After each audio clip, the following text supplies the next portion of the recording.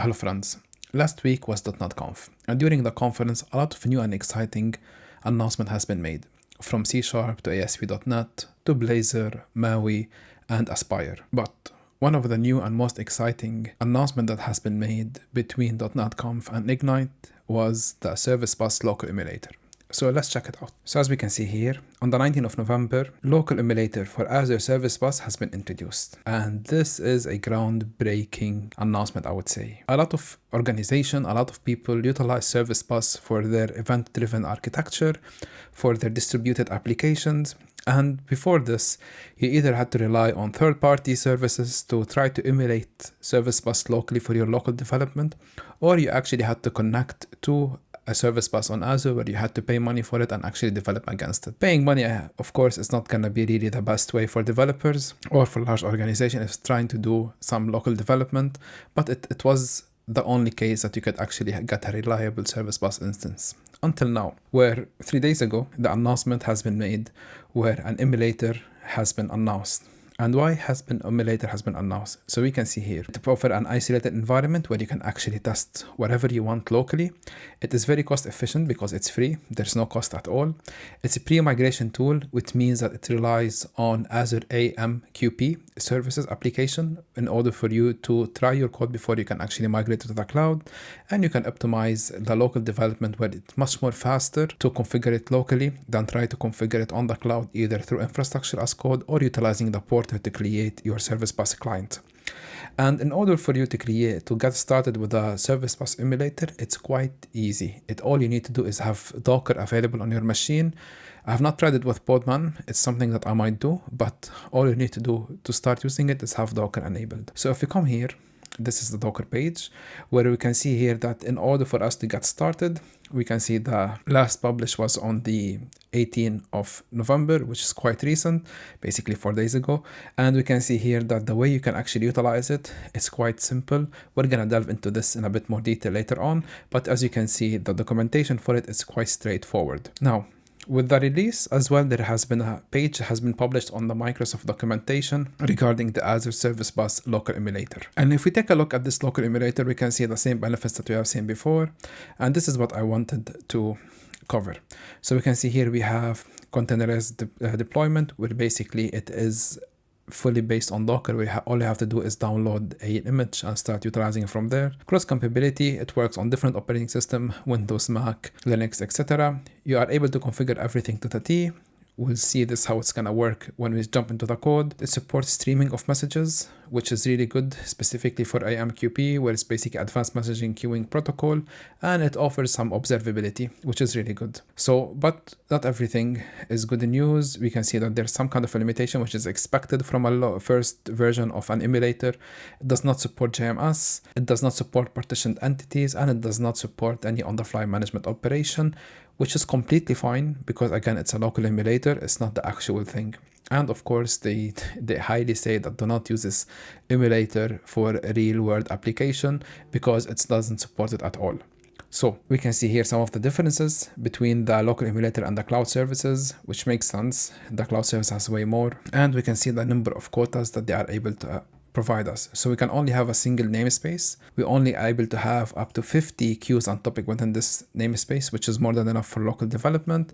You are able to set a subscription, and the amount of correlation filter is 1000, which is really good. If you take a look at all of these, it's basically like a miniature version of the full service bus, where all of these different configuration and property will give you really strong implementation and basically really strong reflection of what is actually developed against the actual service bus on Azure. And we can see here the message size is 256K, and we can see the queue or topic size is 100 megabytes. Again, for local development, it's really, really good. And we can see here there's a lot of configuration stuff, which is fine. We're not going to be delving into that. So now that we have covered the announcement, let's see how we can actually get it running locally on our machine. So in order for us to utilize this, we're going to be needing two things. We're going to be needing a Docker compose file, and we're going to be needing a configuration file. The Docker compose file is basically where we're going to be configuring the containers that we're going to be using.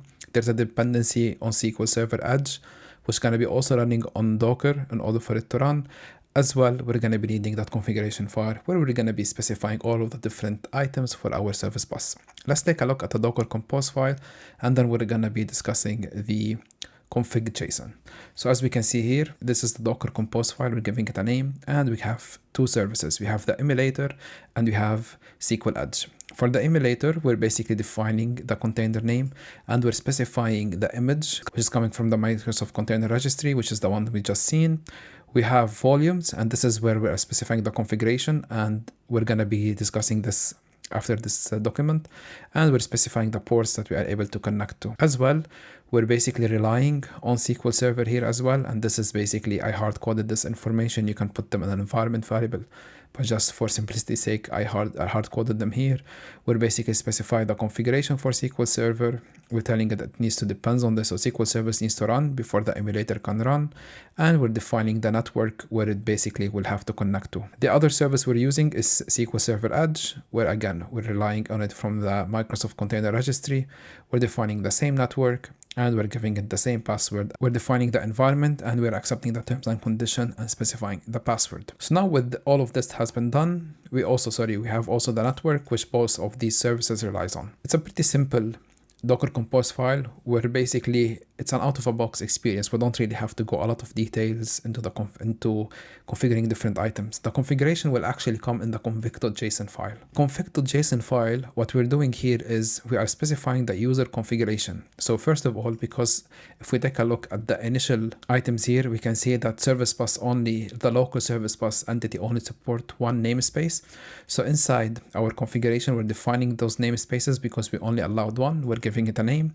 And then what we're doing also, we're defining the queues that we want to use. So, and if we want to utilize the Azure service bus, what we needed to do is we needed to go to Azure on the portal or through infrastructure as code, create the queue there, create a topic there, and then we can able to use it. Similarly here, before we can actually start developing, we need to actually define all of the topics and the queues that we're going to be needing, so in order for us to be using them. So inside the namespace, what we're doing is we're defining the queues, and as you can see, this is an array, so we can define as many queues as we want. This is a queue number 1, and we're defining the properties for every single one of these queues. So if we have, for example, dead letter message expiry, we are actually able to provide it here, default message timeout, etc., etc. So all of these configuration for every single item, we are able to define it locally. If we go to the Azure portal and create a queue, we'll be able to define the same exact configuration there. Similarly, for a topic, we are also able to define a topic name. We define the different configuration for a topic name, for example, the time to live, the duplication window, and if it required duplicate detection. And then we'll be able to define the subscription. So the subscription basically are the queues that they're going to be listening to those topics. So we can see here that we have a subscription 1 where we're also defining all of the different properties. We have the rule set for that subscription, and we have another subscription here, etc., etc. So it's quite intuitive and quite easy to use. A simple configuration file where it contains all of these types of information. And at the end, we can see here that it's doing some logging to a file. And the last thing that we want to do here, if you take a look at my Docker compose file, we basically have a config path, and the config path is basically you're trying to tell the Docker compose file where is this config file lives. So if you create a .environment variable, you'll be able to specify it, and it will work as simple as that. If we go back here, all of this information that you have seen in my Visual Studio Code has been extracted from this page here, where all of these different information are highlighted in a lot of details, and it will give you the exact same step that I just giving you in order for you to follow it. So all you need to do in order for this to run is after you input all of this information, you have to do docker compose up, and basically everything will start running from there. So now as we can see here that after I did my Docker compose, we can see here that my emulator is running locally and is successfully up and running. And we're able to utilize it inside my application. And if I go up, we can see here that first it has initialized my SQL Edge, and then it was able to run my emulator as it's expected. So this has been a very quick introduction about local emulator for Azure Service Bus. We have seen how does it work, what do we need to do in order for it to run locally, and we discovered some of the functionality that's given. If you're interested in learning more about this, or you want me to make a video where we have an application actually connected to it, please let me know. I'll make sure to create it in the future. If you have any questions, please also let me know. If you'd like to support me, please make sure you like and subscribe, or become a member, or supporting me on Patreon if you'd like to have access to the source code. Thank you very much for watching, and have a great day.